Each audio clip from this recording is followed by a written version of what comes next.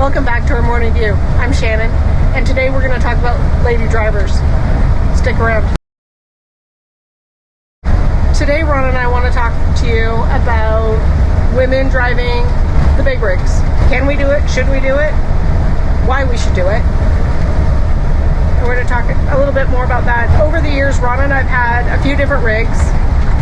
We had a fifth wheel with a truck, and I pulled the fifth wheel a couple of times.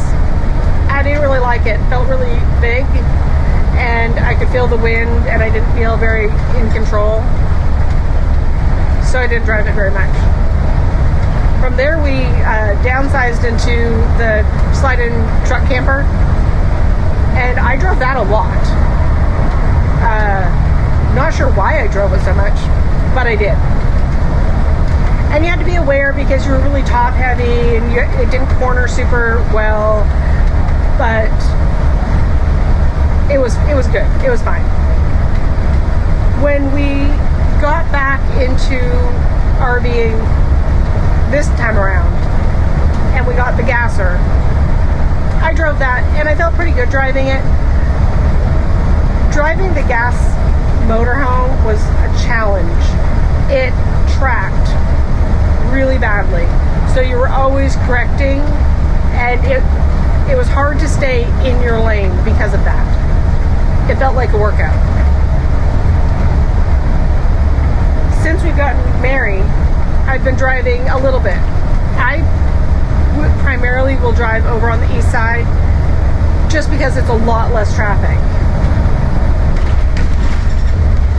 I found for me, getting comfortable driving is so important.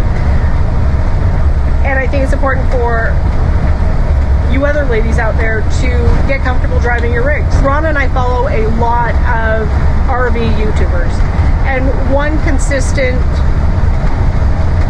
thread through many of our YouTube compadres is the women don't drive. And they don't for a lot of reasons. And I'm not saying you should be a daily driver of the big rig if you don't feel comfortable. What I am proposing to you is, if you're on the road and your primary driver can't drive, something happens and they can't drive, you should know your rig well enough to get to the next stop, get to a stop, something. Because things happen.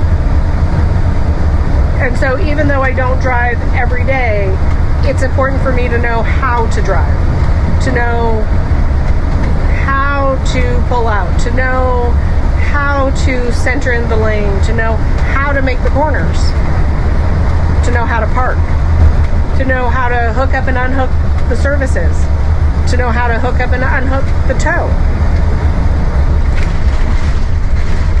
And it doesn't mean you need to do it every time, but it means you need to do it once in a while. There's really only a couple of YouTube channels that we follow where the women consistently drive.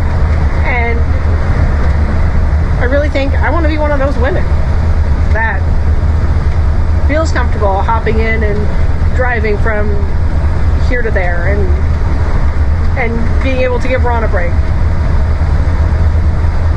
Driving a vehicle this big, you are always on.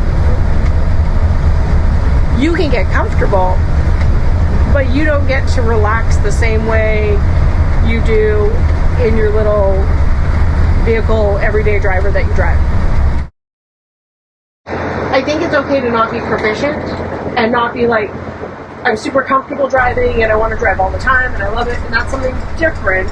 But to feel like I can take my turn when the main driver is tired, or if something happened, if there was an emergency, I feel like I need to be able to hook up the Jeep and get us where we need to go. And if I can't drive low mountain, then I can't do that. Right. So I don't think you need to be like, woohoo, my turn to drive. But you need to go, I can do it. I adjust the seats. I can get the mirror. I can stay in the lane. Well, you do it in small steps too. Right. Don't start out trying to drive through Chicago or Seattle. Or Seattle. In our case. But exactly, and so I've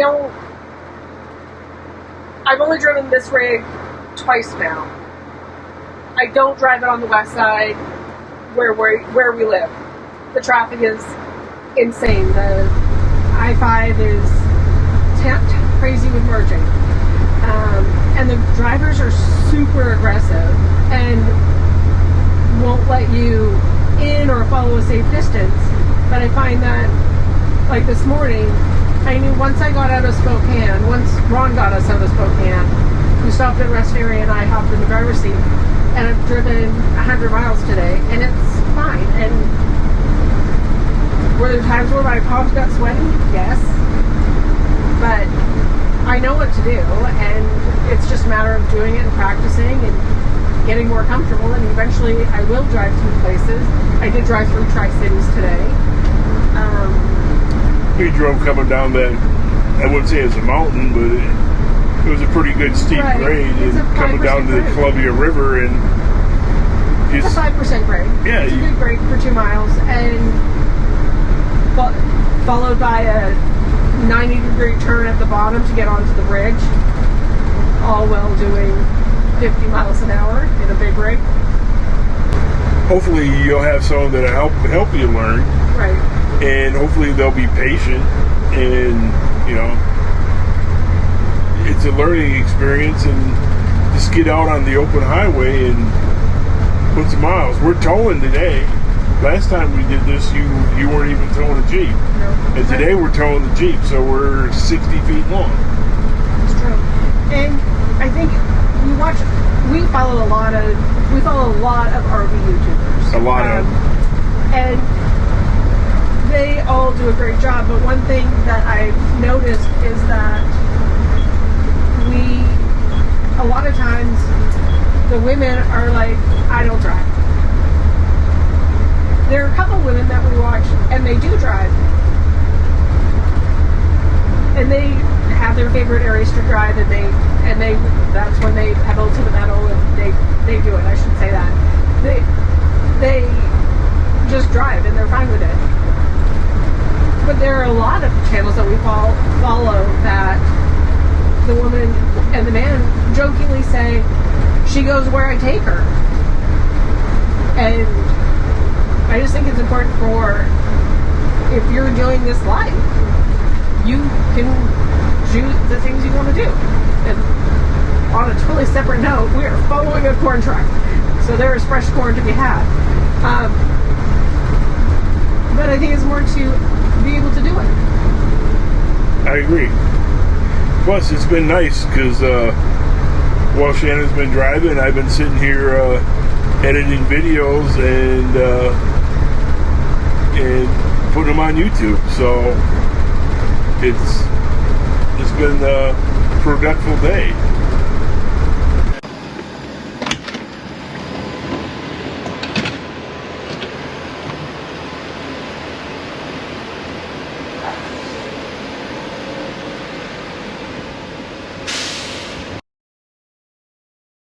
I think another important part of driving any vehicle, especially the big rig, is how to fuel up. And I think most women today fuel up their cars. But when you pull in and you're driving your motorhome or your RV, You keep it on. you should know how to fuel up. You should know where the fuel tanks are. You should know, do you have a depth tank? You should know how to do that. Tail swing. You should know about tail swing and how to get in and out of a spot safely. Ron and I have a TSD fuel card, so we use the trucker lanes. And when we have the gasser, we just use the regular lanes. And don't feel intimidated to use the trucker lanes. We have a right to be there, and we're paying for our fuel just as the truckers are. But it means don't go in and dilly-dally around. You want to do your business. So that's what the truckers are doing. They're in there to do their business. You want to be in, you want to get out, you want to get to the fuel tank, you want to start fueling up, clean your windshield. If you need to go into the store, you pull forward to the white line and stop, run in, do your business. Whatever you need to do in the store, come on back out and head out. Don't sit in the lane blocking the fuel pump while you go in the store. That's when the truckers get frustrated. They don't get frustrated when you're in there doing your business. I also want to share with you a story when Ron was in the Navy. We were living over in Japan, and most families that were living in Japan at the base we were at, the husbands were out to sea. It was right as they were starting to let women on combat ships. It was the husbands out to sea. One of the wives had gone ahead and bought herself a minivan. It was diesel. A lot of the Japanese vehicles at that time were diesels. So she bought herself a diesel minivan. Her husband came in from being underway, and he went to fuel up. Well, I should say he did fuel up with gas in their diesel minivan. It caused some damage. And I share that story because I feel sometimes women get intimidated to do vehicle-related things that they don't know, or they don't know how to do something. And the reality is, we do know. And if we don't know, we can learn. And so if you don't want to do it, then say, I don't want to do it. But don't say I can't do it. Because we can. We are capable. Ladies, I'm issuing you a challenge. Post a picture on our Facebook page or in the comments down below of you driving your rig. Don't be intimidated to get out there and drive it a little ways. And next time you go out, drive it a little further and a little further. And before you know it, you'll be driving like a pro. So this is going to wrap this video up.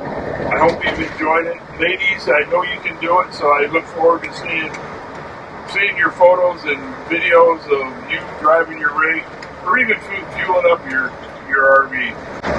If you like this video, remember to like it, subscribe, hit the bell, and comment, please. As always, thanks for watching, and remember to slow down and enjoy the view.